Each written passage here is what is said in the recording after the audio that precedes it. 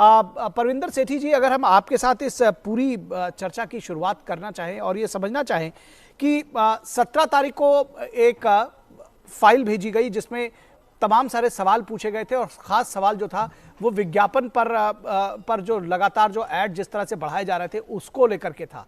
और ये कहा जा रहा है कि केजरीवाल जी कह रहे हैं कि जी वो तो हमने फाइल देखी ही नहीं, वो अभी हमारे पास तक आई नहीं। उसका सीधा सीधा ये कह देना कि एक विक्टिम कार्ड खेलने की कोशिश करना कि जी हमारा तो जो दिल्ली में बजट जो है वो पेश नहीं करने दिया केंद्र सरकार ने, वो गुंडागर्दी पर उतारू है। ये किस तरह की राजनीति है?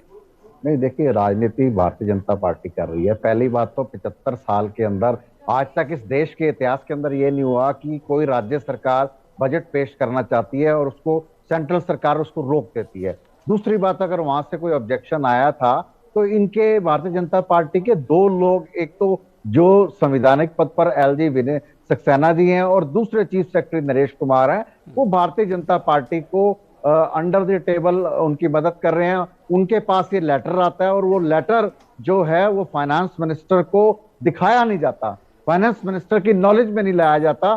जैसे ही फाइनेंस मिनिस्टर की नॉलेज में ये आता है 20 तारीख को, तो वो इमीडिएटली उसका जवाब देते हैं।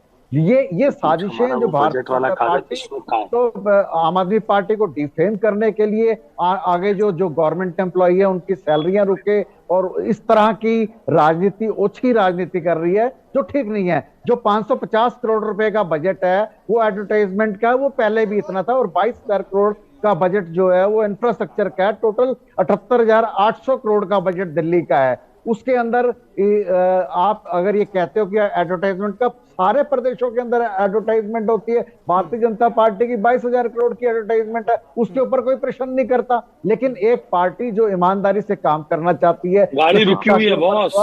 16 करोड़ से शुरुआत होती है, 15 करोड़ से, और 577 करोड़ तक पहुंच जाती है। और आप कह रहे हैं कि बहुत ईमानदारी